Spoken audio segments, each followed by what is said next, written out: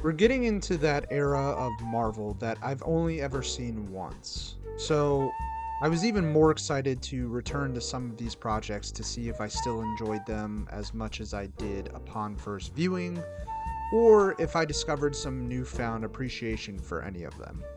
Luckily, I got to kick off this section with what's, in my opinion, offering of Phase 5, and one of the best offerings of the MCU as a whole. Like and subscribe and hit that notification bell. If you're new, check out the rest of the channel and let me know what you think. Let's dive into Loki Season 2.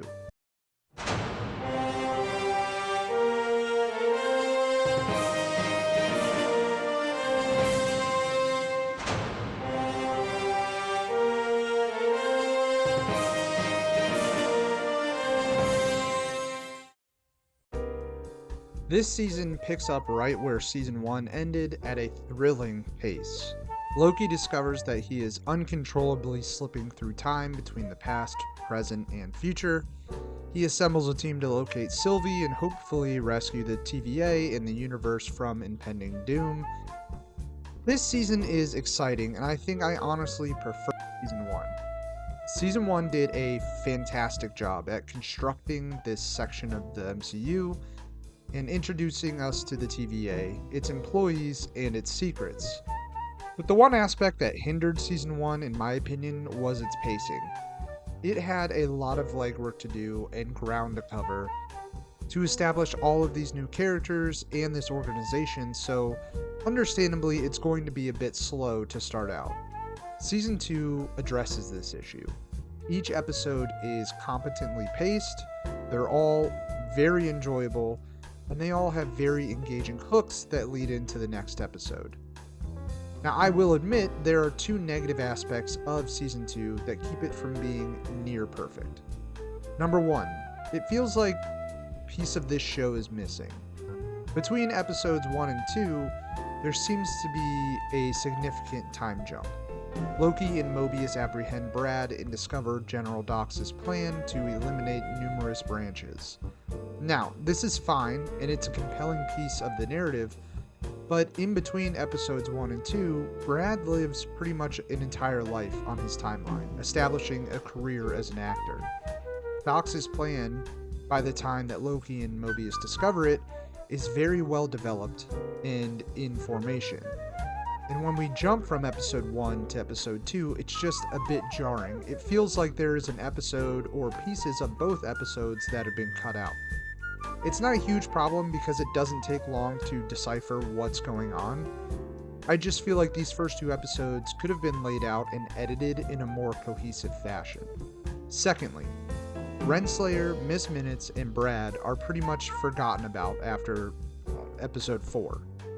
In the finale, the writers quickly gloss over the fate of Minutes and Renslayer, and they don't even show or mention Brad at all. They just feel like an afterthought, sort of after we leave them off at the end of episode 4. That being said, I love everything else about this season. The pacing, the action, the visuals, the narrative, the twists, the new characters, Loki's journey, Loki and Mobius' relationship, everything. Let's start with the performances. This is the best that has ever been as this character. He taps into a side of Loki we haven't seen before, at least to the extent that we see in this season. He is incredible. He becomes the hero and the god he always wanted to be. He finds his glorious purpose.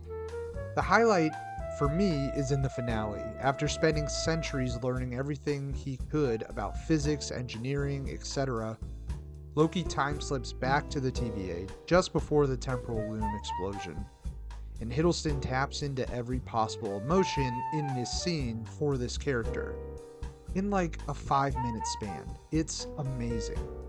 I honestly think he's one of the most talented actors in this franchise. He lives and breathes and embodies this character. And his relationship and chemistry with Mobius is at an all-time high. It might be my favorite relationship in this universe. The scene where Loki slips back into Mobius' first interrogation of him and asks for advice is incredibly emotional and moving. And Owen Wilson gives also an amazing performance this season. You can feel him struggling this entire 6-episode span with his job, his choices, and the possibility of looking into his real life on the timeline, and what the repercussions of that might be. An opportunity that he ultimately takes in one of the series' final shots, delivering one of the most poignant lines in this entire series. Jonathan Majors is back as He Who Remains and his variant Victor Timely, and both roles. I'll say again, it's a shame his career got disrupted for some unnecessary bullshit. He really is one of the most talented actors alive today, and in the 5 episodes he appears in, he acts circles around just about everyone else on screen. Sophia DiMartino picks up right where she left off as Sylvie, joining Loki's ragtag team, much to her chagrin. Ke Huy Quan joins the cast as OB, one of the TVA's tech and science wizards. He's so good in this. I'm so glad that this guy made his career comeback, because his back and forth with Loki and Mobius throughout the entire run is delightful. The narrative before this season, it was paced in such a more engaging fashion. I think season 2 is even more emotional than the first. I liked the places we went this time around, the Chicago World's Fair. We got to see everyone's real lives on the timeline. Peeking into Sylvie's simple life in Oklahoma after years of running and hiding was super interesting. Another engaging aspect was that not everything was revealed to us in season 1. The writers had the foresight to hold some things back, and in the finale we learned that no matter what the team and Loki do, the Loom will always fail. It was meant to be a failsafe to restart the sacred timeline and eliminate all other branches in the event that the TVA collapses. He Who Remains reveals this to Loki, along with the fact that the only way to prevent utter destruction is Sylvie just before she kills He Who Remains, a choice that Loki cannot make. And all this leads to what I think is one of the most creative and resonant send-offs for one of this franchise's characters. Well, maybe a send-off. He'll probably come back at some point. Regardless, Loki choosing to sacrifice his life on the timeline and a life with his friends, or in the TVA, to become God Loki, ruler of all time, was amazing. It was unexpected, emotional, creatively executed, and visually stunning. Speaking of visuals, the MCU isn't known for its incredible cinematography, lighting, or any other technical visual aspects of filmmaking. And I think this really struck me throughout this second viewing. Much of Season 2 is just so beautiful. And not just the incredible set work for the TVA, that was true in Season 1. But there's so many breathtaking shots this time around. There are so many scenes that are set in just striking ways. Visually, I don't think this show has gotten the credit it deserves, because it is very, very good.